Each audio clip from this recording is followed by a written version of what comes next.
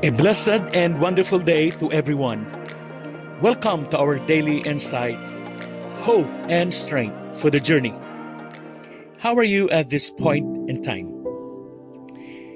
Our scripture verse for today is found in the book of 1 Thessalonians chapter 5 verse 18 says, "Give thanks in all circumstances, for this is God's will for you in Christ Jesus."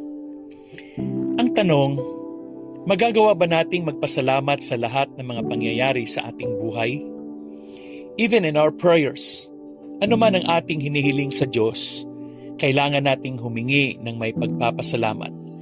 Ang ating Diyos na rin mismo ang nagsasabi sa atin, "Ask and we shall receive, seek and we shall find, knock and the door shall be opened." Ito po ang sabi ng Luke chapter 11 verse 9. We can ask for whatever we need.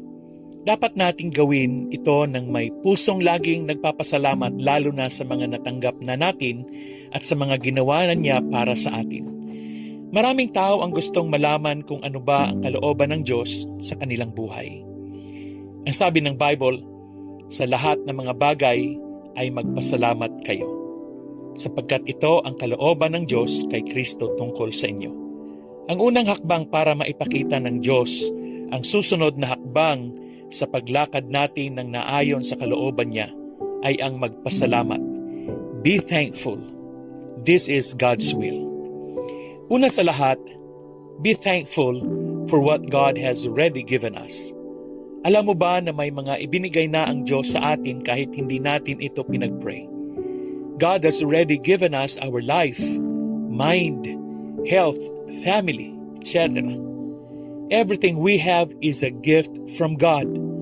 Ang sabi ng James chapter 1 verse 17, ang lahat ng mabuti at ganap na kaloob ay buhat sa Diyos mula sa Ama na lumikha ng mga tanglaw sa kalangitan. Sa dami ng mga natanggap nating biyaya mula sa Diyos na nasa atin na, karamihan doon ay hindi natin na ipagpasalamat sa Kanya. Kaya, let us be grateful na ang ating Diyos is full of grace. This is God's first step in knowing God's will for us.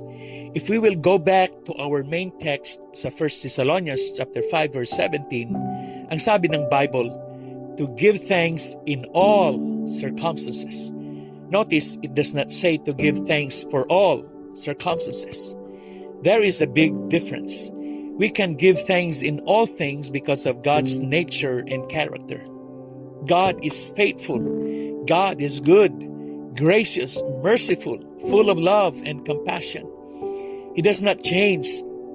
There are things in our lives that can suddenly change. Pwedeng masaya ka kanina sa iyong pagising tapos bigla kang lumungkot dahil sa isang hindi inaasahang bad news na iyong natanggap.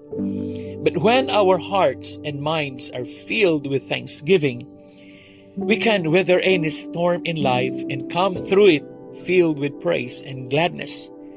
We don't always know how life will go, but we always know what God's will for us is. It's to give thanks in light of His goodness. Why? Because He is good and His nature does not change. We can always give thanks. Amen. The Bible tells us to give thanks in all things, not for all things. Wala ni isa sa atin in our right mind would be thankful for evil, injustice, iniquity, wickedness, and oppression. Halimbawa, Lord, thank you dahil natalo ako. Thank you dahil nanakit ako. Thank you dahil nakalamang ako. Thank you dahil nalugi ako. Thank you dahil na dengue ako. No, we don't say thank God for those things. What we are thankful about is that in every situation, no matter what happens, we can give thanks to God and He will carry us through. Posible ding mangyari na makamit natin ang maraming bagay pero ungrateful pa rin tayo. In today's world, many people have more conveniences, live longer, and have more opportunities than any other time in the history of the world. But this doesn't mean that life becomes more meaningful and fulfilling. Kaya marami ngayon ang malulungkot, mainggitin, walang tiyaga at walang kasiyahan sa buhay. Kapag hindi natin magawang magpasalamat, hindi rin natin ma-appreciate anumang meron tayo ngayon. Malamang na lagi nating hahanapin ang wala sa atin. Ang sabi ng Bible, in this world, we will face a lot of troubles. But God says to give thanks in every circumstance. Not because God can bring good even out of bad things. Sa mga huling araw na ito, there's a lot of bad in the world. And we may see more of it than we think we can handle. Hindi tayo thankful sa mga kasalanan at bad things na ito. What we are thankful for is our God is greater than sin.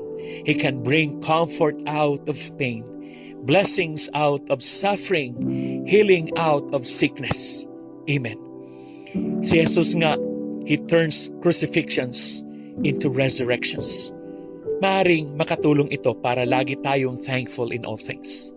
When bad things happen, don't ask, why is this happening to me?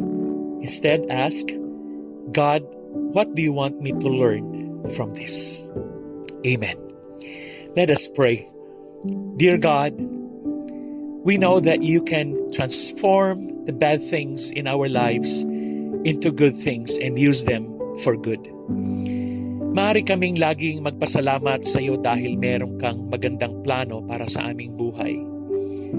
The pain is not going to last forever.